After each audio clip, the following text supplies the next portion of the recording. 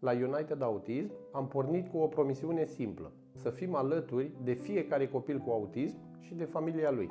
Să oferim terapie, sprijin emoțional, integrare și mai ales înțelegere.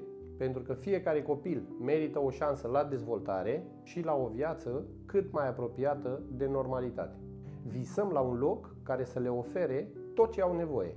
Un centru modern dedicat lor, în care să găsească specialiști, activități adaptate și o comunitate care îi înțelege. Avem terenul, avem echipa, avem energia și dorința. Dar pentru a face acest vis realitate, avem nevoie de susținerea celor care cred în noi. Orice contribuție, mică sau mare, ne ajută să fim cu un pas mai aproape.